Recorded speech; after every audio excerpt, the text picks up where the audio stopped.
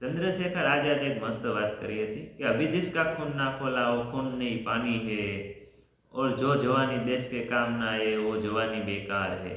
આપણા દેશની જનતા નાની નાની વાતોમાં બહુ રોવે અને પાછી આ જ જનતા ચુનાવ આવે ને તો પોતાનો વોટ મત રહ્યો ને 500 રૂપિયામાં વેચી દે। આવા વ્યક્તિઓને આપણે કંઈક કેવી ને તો પછી આપણે સામો જવાબ શું દે ખબર? ચા કરતા કેટલી વધારે ગરમ છે। અરે વાહ ભાઈ વાહ, શું વાત છે। આવા વ્યક્તિઓને શું કહેવું આપણે એમ? આવા વ્યક્તિઓને તમે કહી શું શકો? ભ્રષ્ટાચારનો સામનો પછી કરવો જ પડે ને। પોતાનો મત 500 રૂપિયામાં વેચી દીધો હોય તો પછી ભ્રષ્ટાચારનો સામનો કરવો જ પડે। તો જંતર મંતર ઉપર પ્રોટેસ્ટ ચાલુ છે અને ત્યાં બેરિકેડ્સ લગાવવામાં આવ્યા છે। તો બેરિકેડ્સ લગાવેલા છે દર 2 કિલોમીટરે, એટલા અતિશય બેરિકેડ્સ લગાવવામાં આવ્યા છે અને તેની સાથે ઇલેક્ટ્રિક શોર્ટ પણ બેરિકેડ્સમાં લગાવેલો છે। જ્યારે વિદ્યાર્થીઓ તે બેરિકેડ્સને હટાવવાની કોશિશ કરે છે તો તે 2 ફૂટથી 3 ફૂટ આગળ ફેંકાઈ જાય છે।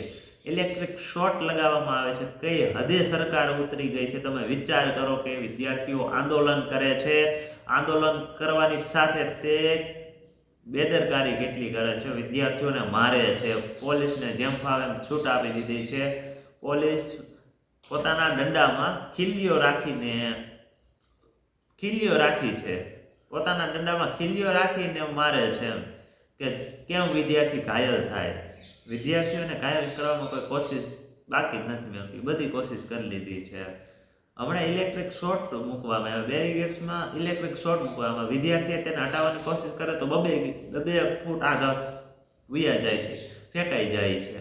તો તમે વિચાર તો કરો એ સરકાર કેવી હશે। તો જંતર મંતર ઉપર પ્રોટેસ્ટ ચાલુ છે અને ત્યાં પ્રોટેસ્ટ કરે છે તો ત્યાં બેરિકેડ્સ લગાવવામાં આવે છે। તો બેરિકેડ્સ લગાવે છે તો તેની સાથે ઇલેક્ટ્રિક શોર્ટ પણ લગાવવામાં આવે છે। ઇલેક્ટ્રિક શોર્ટ લગાડે છે, બોલો, તેને વિદ્યાર્થીઓ હટાવવાની કોશિશ કરે છે તો વિદ્યાર્થી 2 ફૂટ આગળ પડે છે। ઇલેક્ટ્રિક શોર્ટના કારણે તે વિદ્યાર્થીઓને ઇલેક્ટ્રિક શોર્ટ લાગે છે। તો આ સરકારની એક બેદરકારી કહેવાય, તાનાશાહી કહેવાય ભાઈ। આજે નહીં બોલો તો ક્યારે બોલશો? લોકશાહી દેશમાં દરેક નાગરિકને અવાજ ઉઠાવવાનો હક છે। લોકશાહીની વ્યાખ્યા ખબર છે? લોકોથી, લોકો સાથે અને લોકોથી ચાલતું શાસન એટલે લોકશાહી। લોકો વડે જે શાસન ચાલે છે ને તેને લોકશાહી કહેવાય, લોકો માટે જે ચાલે છે ને એને લોકશાહી કહેવાય। અને અહીંયા તો બોલવા પણ નથી દેવામાં આવતા ને આ લોકશાહી દેશ કહેવાય જ નહીં।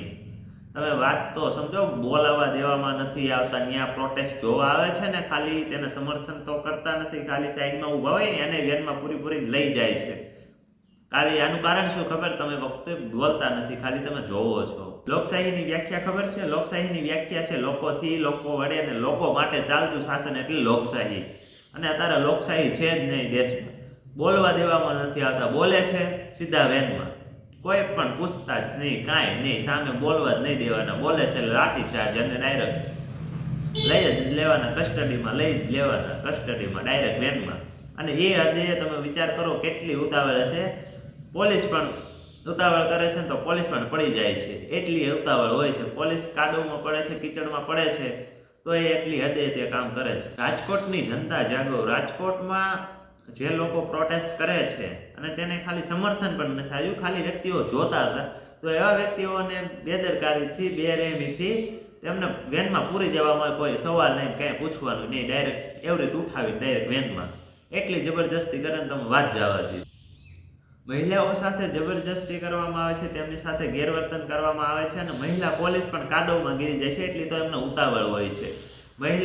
મહિલાની સાથે એવું વર્તન કરવામાં આવે, તમે વિચાર તો કરો કે આ દેશની દીકરી સાથે આવું વર્તન થાય એમ પ્રોટેસ્ટમાં હોય તો વ્યવસ્થિત હોય, પછી આવી રીતના કંઈ તમે પછી ગમે એમ તો હાલી જ નીકળવાનું, આટલી બધી બળજબરી કરવાની એમ? એટલી બધી તમને શું ઉતાવળ હોય તમે આટલી બધી બળજબરી કરો? આટલી બધી તો તમને શું ઉતાવળ હોય કે તમે બળજબરી કરો એમ? એક સામાન્ય વ્યક્તિ પોતાની વાત રજૂઆત કરવા આવ્યો છે તો તેમને કંઈક તકલીફ હશે તો તેની તકલીફ સાંભળવાની તો તમે વાત આ સાઈડમાં મૂકો, એની તમે તકલીફ તો તમે સાઈડમાં મૂકો અને તમે એને ડાયરેક્ટ એને અરેસ્ટમેન્ટ જ કરવાની વાત, એમ કે તેને પ્રોટેસ્ટ કેમ તૂટે છે, કેમ કરવું એ તો શું કરે પોલીસ કે જેનાથી લોકોનું પ્રોટેસ્ટ તૂટી જાય એમ, એવું જ કરે છે। અને પોલીસ જનતા માટે નથી, અત્યારે સરકાર માટે છે। આજે નહીં બોલો તો ક્યારેય બોલી નહીં શકો, અને જો તમે ચૂપચાપ રહો છો તો તમારે કાલ ભ્રષ્ટાચારનો અને અત્યાચારનો સામનો કાલે ડબલ ગણો કરવો પડશે, કારણ કે અત્યારે આટલો ભ્રષ્ટાચાર ને અત્યાચાર થાય છે, બળજબરી થાય છે, તો તમારે અત્યારે ચૂપ રહો છો તો આવનારા દિવસોમાં તમારી માથે ડબલ આ વસ્તુ થઈ છે, 3 થી 4 ગણું વસ્તુ વધી જશે. આ ઘટના તો મને જલિયાવાલા બાગ કરતાં પણ બદતર લાગે છે. ત્યાં તો ફિરંગીઓએ તેમને ગોળી મારીને તેમની હત્યા કરેલી, એમ તે લોકોની છેતરીને કે જે રીતના એમ જે જલિયાવાલા બાગ કાંડ હતો તેવી જ ઘટના આ તો ત્યાંથી પણ બદતર છે.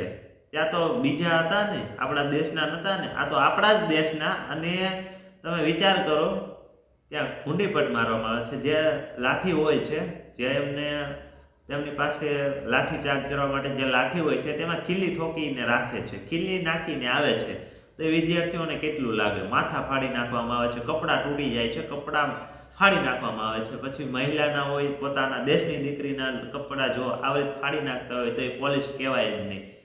તમે વિચાર તો કરો, કઈ હદે પોલીસ ઉતરી આવે છે, પ્રોટેસ્ટ કરે છે એ વ્યક્તિઓને તો તમે જેમ ફાવે એમ મારે છે. કેટલી દેશમાં જાગૃતતા કરે છે લોકો કે ભાઈ તમે અત્યારે જાગો, અત્યારે બોલો, પણ તમે કોઈ બોલવા તૈયાર નથી, કોઈ સમજવા તૈયાર નથી કે આજે હું નહીં બોલું તો આવનારું ભવિષ્ય, મારા બાળકોનું ભવિષ્ય અને આ દેશનું આખું ભવિષ્ય, આખા દેશનું, સમગ્ર દેશમાં ભ્રષ્ટાચાર વધી જશે. તમારે લાચાર બનવું પડશે. આ એક વસ્તુ યાદ રાખજો. આજે તમે અવાજ નહીં ઉઠાવો, તમે ગ્રાઉન્ડ લેવલેથી ચાલુ કરો, તમે જ્યાં છો ત્યાંથી ચાલુ કરો. ને તમે જ્યાં બેઠા હોય છો ને ત્યાં પણ તમે ચર્ચાઓ કેવી કરો છો ખબર છે? ગામમાં કોઈ નબળી વાત હોય ને તે કરો છો, અથવા તો ક્રિકેટ, ટીવી ને તેવી જ વાતો કરતો આવ્યો છે. તમે એવી વાતો નથી કરતા કે આપણા દેશમાં આવું ચાલુ છે, આવું થાય છે. તમે સમસ્યાની તો વાત જ નથી કરતા, તમે તમારા મોજ શોખની જ વાતો કરો છો. તમે દેશમાં ક્રિકેટની તો વાતો કરો છો, ના કે કોઈ બીજી. અને હમણાં તો 15મી ઓગસ્ટ આવે જ છે હાલમાં, તો તમે ત્યારે દેશભક્તિ બનાવશો, દેશભક્ત બનશો. 2 દિવસના દેશભક્તો લોકો બને છે, 15મી ઓગસ્ટ અને 26મી જાન્યુઆરી. ત્યાર પછી કોઈના સ્ટેટસ, અને ખાલી સ્ટેટસ લગાવે છે, બીજું કંઈ છે નહીં, બોલતા નથી, અન્યાય સામે બોલતા નથી. એ વ્યક્તિઓ અન્યાય સામે બોલતા નથી, તે વ્યક્તિઓ કેવા છે ખબર? દેશભક્તો. 15મી ઓગસ્ટ અને 26મી જાન્યુઆરી સ્ટેટસ લગાવશે, વોટ્સઅપ સ્ટેટસ. બાકી એને દેશ સાથે કાંઈ લેવા દેવા નથી.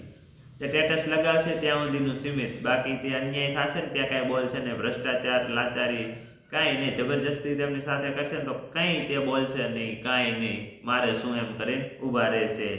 બાકી એનાથી કાંઈ નહીં થાય. 2 દિવસની દેશભક્તિ કરવાવાળા લોકો પણ ભારતમાં છે, જે 15મી ઓગસ્ટ અને 26મી જાન્યુઆરી વોટ્સએપ સ્ટેટસ લગાવશે. બાકી તેને દેશ સાથે કાંઈ લેવા દેવા નથી. આટલું પ્રોટેસ્ટ ચાલુ છે, અનશન ઉપર લોકો બેઠા છે, આંદોલન કરે છે, તો એ તેને કાંઈ ફેર જ નથી પડતો. તે વ્યક્તિઓ કંઈક કયા લેવલના છે ને એ જ ન ખબર પડતી, તેને શું કહેવું ને આપણે એ જ નથી ખબર. આવા વ્યક્તિઓને તમે કંઈક કહો ને તો એમ કે ચા કરો તો કેટલી ગરમ એમ. આ વ્યક્તિઓને કંઈ કહેવાની તો આપણે મૂર્ખ કહેવાય કે આ વ્યક્તિને કંઈક કહો ને તો આ કહેવાય જેવું જ નથી. અને આ વ્યક્તિઓ સમજવાય નથી માંગતા. આ સમજે નહીં, આ સમજવા માંગતા નથી.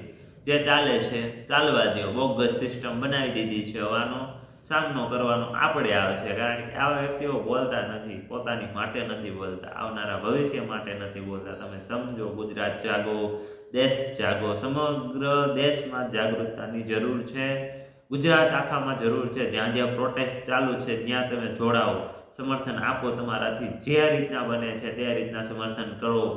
કોઈ વકીલ હોય, કોઈ જાગૃત વ્યક્તિ હોય જેની પાસે કાયદાનું જ્ઞાન છે તે આગળ આવો. જે વ્યક્તિઓ ક્રિએટરો તો બોલતા જ નથી, ક્રિએટરો તો શું માંજા મેલી છે, કોઈ એક સ્ટોરી નથી મૂકતા, સામાન્ય સ્ટોરી નથી મૂકતા. મેં પોતે જોયા છે. ગુજરાતના ક્રિએટરો 98% ક્રિએટરો સ્ટોરી નથી મૂકતા, પોસ્ટ નથી મૂકતા. ગુજરાતના ક્રિએટરો ઘણા ના મૂકે છે, ઘણા વ્યક્તિઓ મૂકે છે, નથી મૂકતા એવું નથી, પણ 98% ક્રિએટરો મારી નજરમાં છે, જેને આપણે ઓળખતા હોય કે આ ક્રિએટર છે. એ રીતના એવા વ્યક્તિઓ 98% સ્ટોરી સ્ટેટસ અથવા તો પોસ્ટ મૂકતા નથી, રીલ નથી બનાવતા. અને જ્યારે તેમની સાથે કંઈક થશે, જ્યારે તેમની સાથે ફ્રોડ થાય છે, તેમને ત્યારે બંધારણ આવે છે, ત્યારે દેશની આપણું આખું કોન્સ્ટિટ્યુશન યાદ આવે છે કે આપણો દેશ છે, આપણા દેશમાં નિયમો છે, તે આપણને કામ આવશે.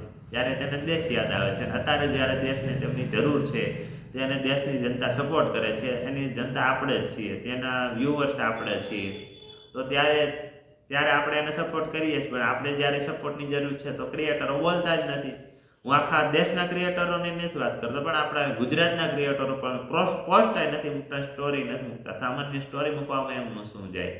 તો સામાન્ય સ્ટોરી પણ નથી મૂકી શકતા, એવા તો આપણા ગુજરાતના ક્રિએટરો છે. આ મામલા ઉપર આપણે વાત કરી કે ભાઈ આખા ગુજરાત અને દેશભરમાં જંતર મંતર ઉપર જે પ્રોટેસ્ટ ચાલુ છે તેની નરી હકીકત આપણે જોઈ. અને જે 500 રૂપિયામાં વોટ વેચીને એમ કહે છે ને કે નાની નાની વાતોમાં રોવે છે, ભ્રષ્ટાચાર થઈ ગયો, મોંઘવારી વધી ગઈ, બેરોજગારી વધી ગઈ. તમે ભાઈ રોતા જ રહેશો, કારણ કે તમે આ બધી સિસ્ટમને તમે આ મૂર્ખ બનાવી છે, આખી આ જે સિસ્ટમને તમે બોગસ બનાવી છે ને એનું કારણ જ તમે છો. કારણ કે તમે કંઈ કરતા તો છો નહીં, આમ થાય. અને તમે આ વસ્તુ આખી ઇકોનોમિકને બગાડવાવાળા તમે છો. આજે નહીં બોલો ને તો ક્યારેય બોલી નહીં શકો, પહેલી વાત યાદ રાખજો. અને તમારા બાળકોના ભવિષ્ય માટે બોલો. તો હું સોલંકી પ્રકાશ, જનપ્રકાશ ન્યૂઝમાં અંત સુધી જોડાવા માટે આભાર. જય હિન્દ, જય ભારત, જય જય ગઢવી ગુજરાત. તો ગુજરાત અને દેશભર જાગૃત બનો. જય હિન્દ, જય ભારત, જય જય ગઢવી ગુજરાત. આ વાતમાં અવેરનેસ ફેલાવવાની જરૂર છે, કારણ કે ગુજરાતની અને ભારત દેશની જનતાને જાગૃત બનવાની જરૂર છે. તમે આજ નહીં બોલો, તમારા બાળકોને કાલે ભ્રષ્ટાચારને અત્યાચારનો સામનો કરવો પડશે. તો જય હિન્દ, જય ભારત, જય જય ગઢવી ગુજરાત.